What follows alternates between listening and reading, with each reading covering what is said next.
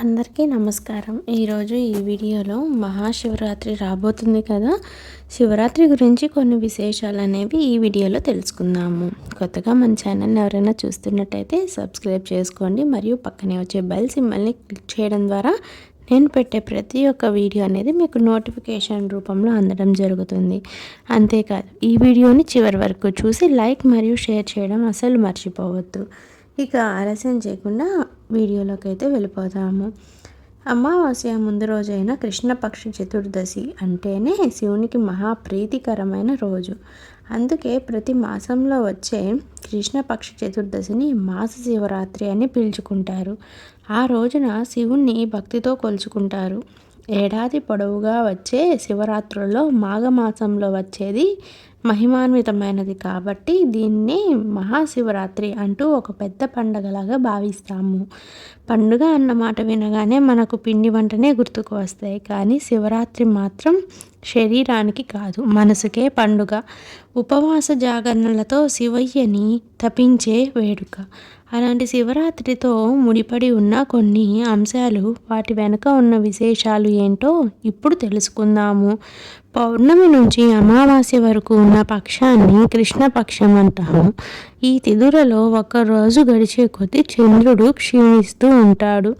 అందుకే ఆయనను క్షీణ చంద్రుడు అని కూడా పిలుస్తారు. జ్యోతిష శాస్త్ర ప్రకారం చంద్రుడు మనఃకారకుడు. అమావాస్య నాటికి ఆయన మనసుని నిస్తేజంగా మార్చేస్తాడని ఒక నమ్మకం. తద్వారా మనుషుల ఆలోచన తీరు, వారిలోని ఉత్సాహం మందగిస్తాయంట. ఇలాంటి సమయంలో భగవంతుని మీద మనసుని లగ్నం చేయడం వల్ల రెండు లాభాలు ఉన్నాయి. ఒకటి, నిస్తేజంగా ఉన్న మనసు భగవన్నామంతో ఉత్తేజితం అవుతుంది. రెండవది, ఎటువంటి కష్టం వచ్చినా వాటిని ఆ భగవంతుని మీద భారం వేసే నమ్మకం కలుగుతుంది. తరువాత నిస్సత్తువుగా గడవాల్సిన అమావాస్య కూడా ఉత్సాహంగా సాగిపోతుంది. శివరాత్రి నాటికి చలి శివశివ అంటూ వెళ్ళిపోతుంది అని పెద్దలు అంటారు. రథసప్తమి నాటికి మొదలయ్యే సూర్యకిరణాల తీక్షణ మరుసటి వారం నాటికి అంటే శివరాత్రికి వేడినందుకుంటాయి. అంటే శివరాత్రి నాటికి చలి వేడి ఒకే స్థాయిలో ఉంటాయన్నమాట. ఎండాకాలం ఉపవాసం ఉండడం కష్టం, చలికాలం జాగరణ చేయడం కష్టం. ఈ రెండు ఇష్టంగా చేసేందుకు వాతావరణం కూడా కాస్త అనుకూలించాలి కాబట్టి అలాంటి సమతీష్ణ స్థితి ఉండేదే మహాశివరాత్రి. శరీరానికి ఎప్పటికప్పుడు ఆహారం అందిస్తున్నంతసేపు అది సుఖంగా ఉంటుంది. సుఖపడే శరీరం మనసుని కూడా జోకొడుతుంది. కానీ ఒక్క రోజున కనుక శరీరానికి ఎండ పెడితే నేనంటూ ఒకదాన్ని ఉన్నానంటూ అది మనకి గుర్తు చేస్తుంది. ఇప్పుడు పరిస్థితి ఏమిటంటూ మనసు విచారణ సాగిస్తుంది. ఉపవాస జాగరణలతో శరీరం మనసు రెండూ మెలకువతో ఉంటాయి. మనస వాచ శివుణ్ణి ధ్యానించేందుకు ఇంతకంటే మంచి సందర్భం ఏముంటుంది చెప్పండి. శివరాత్రి నాడు శివుణ్ణి బిల్వపత్రంతో పూజించాలని చెబుతారు. 3 కొసలుగా చీలి చూడగానే త్రినేత్రుణ్ణి గుర్తుకు తెచ్చే బిల్వం మారేడు దళం అని మన దేశంలో అంటాము. అయితే ఒక ఔషధమైన వృక్షం. బిల్వ వృక్షం ఎదిగేందుకు ఎలాంటి ప్రత్యేకమైన వాతావరణం అనేది అవసరం ఉండదు. కోసిన తర్వాత కూడా సుదీర్ఘకాలం నిల్వ ఉంటున్నాయి ఈ దళాలు. ఆరోగ్యపరంగా దివ్య ఔషధము. అందుకే బిల్వపత్రాన్ని మృత్యువంచనము అన్న పేరు కూడా ఉంది.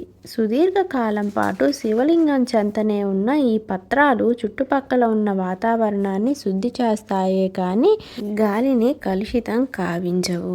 మరి శివుని బిల్వపత్రాలతో కాకుండా మరే పత్రాలతో పూజించగలం? విగ్రహాన్ని స్పర్శించడం ద్వారా భగవంతుని పూజించేందుకు గొప్ప మార్గం అభిషేకం. అందున శివుని అభిషేక ప్రియుడు అంటారు. పళ్ళు పూలు ఏవి దొరక్కపోయినా కాసిన్ని బిల్వపత్రాలతో పూజించి లింగానికి అభిషేకం చేస్తే తృప్తి పడిపోతాడు బోలా శంకరుడు.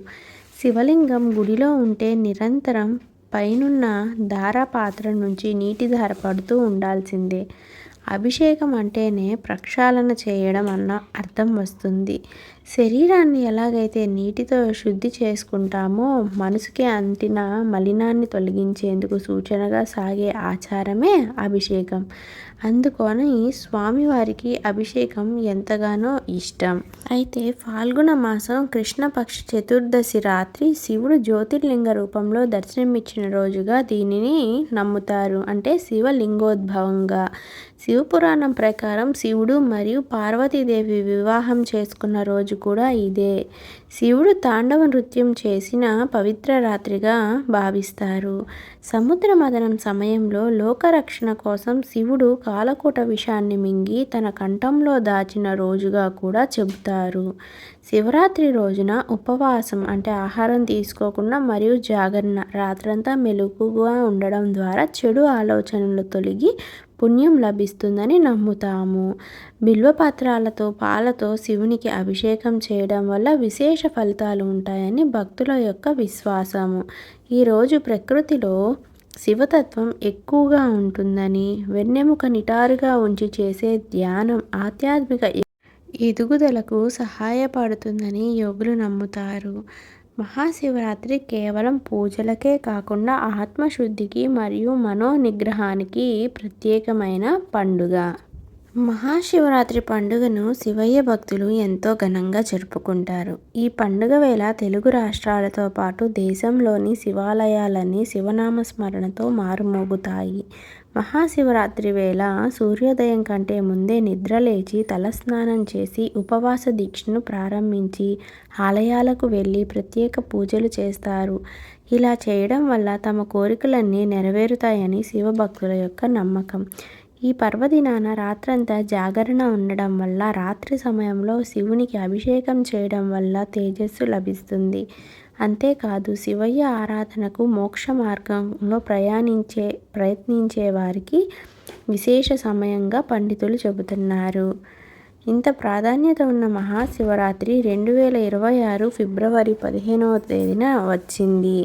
ఇదిలా ఉండగా మహాశివరాత్రిని ఎందుకు జరుపుకుంటారు, ప్రతి ఒక్కరూ ఎందుకు జాగరణ చేస్తారు, ఉపవాస వ్రతాన్ని ఎందుకని ఆచరిస్తారు, మహాశివరాత్రి రోజున శివుని పూజా విధానానికి సంబంధించిన ఆసక్తికరమైన విశేషాలు ఇదే వీడియోలో మనం తెలుసుకుందాము. నిరాకారం నుంచి శరీర రూపం వరకు ఆయన అవతరించిన రాత్రినే మహాశివరాత్రి అని అంటాము. ఈ పవిత్ర రోజునే శివుడు లింగ రూపంలో దర్శనమిచ్చారని చాలామంది నమ్ముతాము. మహాశివరాత్రి రోజున ఎందుకని తప్పనిసరిగా జాగరణ ఉండాలనే ప్రశ్నలకు పండితులు ఏ విధంగా సమాధానం చెబుతారంటే, మహాశివరాత్రిని పరమేశ్వరుడిని భక్తి శ్రద్ధలతో పూజించి శివభక్తులు మహాశివరాత్రి రోజున శివయ్యను స్మరించుకోవడం వల్ల తాము శాంతిని, ప్రశాంతతను పొందుతారు. ఈ పవిత్రమైన రోజున రాత్రి వేళ మనుషులలో సహజంగా శక్తులు పెరుగుతాయి. ఈ రోజున రాత్రి వెన్నెముకను నిటారుగా ఉంచిన వారు ప్రత్యేక శక్తులను సైతం పొందగలరు. ఈ లోకంలో అన్ని జీవుల కన్నా మానవ జీవులు వేగంగా విస్తరించారు. అందుకే వీరంతా వెన్నెముక నిటారుగా ఉండే అవకాశాన్ని పొందారు. జాగరణ వేళ ధ్యానం అనేది మంచిది. మహాశివరాత్రి రోజున రాత్రి వేళలో మేల్కొని ధ్యానం చేయడం వల్ల యోగితో పాటు మీకు అద్భుతమైన ఫలితాలు వస్తాయని పండితులు చెబుతున్నారు. పురాణాల ప్రకారం పార్వతీదేవి శివరాత్రి గురించి శివుడిని అడగగా తనకు శివరాత్రి ఉత్సవాలంటే ఎంతో ఇష్టమని, ఆ ఒక్కరోజు తనకు ఉపవాసం ఉండి జాగరణ ఉంటే చాలని చెబుతాడు. అదేవిధంగా ఈ రోజున పగలంతా ఎంతో నియమనిష్టలతో ఉపవాసం ఉండి రాత్రి సమయంలో లింగాన్ని పాలతో, పెరుగుతో, నెయ్యితో, తేనెతో అభిషేకం చేస్తే వారికి తన అనుగ్రహం తప్పక లభిస్తుందని చెబుతాడు. గరుడ, స్కంద, పద్మ, అగ్ని పురాణాల ప్రకారం మహాశివరాత్రి రోజున ఎవరైతే ఉపవాసం ఉంటారో వారంతా పరమేశ్వరుడికి బిల్వపత్రాలతో పూజ చేయాలి. అంతేకాదు మంత్రాలు తెలియని వారు సైతం కేవలం భక్తి శ్రద్ధలతో శివలింగంపై చెంబుడు నీళ్లు పోసినా తన ఆశీస్సులు లభిస్తాయని పండితులు చెబుతారు. ఇక రాత్రి సమయంలో జాగరణ ఉండడం వల్ల శివయ్య నరకం నుంచి రక్షిస్తాడు, మోక్షాన్ని ప్రసాదిస్తాడని చాలామంది నమ్ముతారు. ఈ ఒక్క రోజున ఉపవాసం, జాగరణ ఉంటే చాలు. ఎలాంటి తీర్థయాత్రలు, వ్రతాలు చేయాల్సిన అవసరం లేదు. శివుడికి రుద్రాభిషేకం చేయడం వల్లనే రాముడు రావణుడిని జయించాడని చెబుతారు. శివుడికి రుద్రాభిషేకం అంటే మహా ఇష్టం. ఆచారాల ప్రకారం రుద్రాభిషేకం చేసిన వారి జాతకంలోని దోషాలన్నీ తొలగిపోతాయని, కోరిన కోరికలన్నీ ఆ పరమేశ్వరుడు నెరవేరుస్తాడని నమ్ముతారు. అలాగే అన్ని బాధల నుంచి విముక్తి పొందడానికి రుద్రాభిషేకం సులభమైన మార్గమని నమ్ముతారు. రుద్రాభిషేకం ఇబ్బందుల నుండి విముక్తిని కలిగిస్తుందట. 6 రకాల రుద్రాభిషేక పూజలు అనేవి ఉంటాయి. జలాభిషేకం, పాలాభిషేకం, తేనెతో అభిషేకము, పాలతో అభిషేకము, ఇలా చాలా ఉంటాయి. అయితే రుద్రాభిషేకం చేసేటప్పుడు కొన్ని మంత్రాలు ఉంటాయి. శివ పంచాక్షరి మంత్రం, రుద్ర గాయత్రి మంత్రం, మహామృత్యుంజయ మంత్రం వంటివి ముఖ్యంగా చెప్పుకోవచ్చును.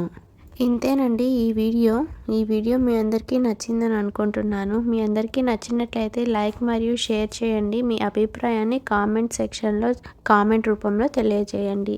అంతేకాదు మన ఛానల్లో ఎన్నో వీడియోలు ఆధ్యాత్మికంగా పెట్టడం జరిగింది. వాటిని కూడా విజిట్ అయ్యి వాటిని చూసి మీ అభిప్రాయాన్ని తెలియజేయండి.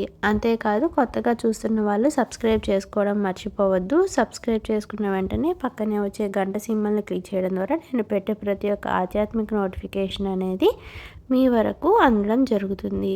తదుపరి మరొక మంచి ఆధ్యాత్మిక వీడియోతో మీ అందరి ముందుకు వస్తాను. ధన్యవాదాలు.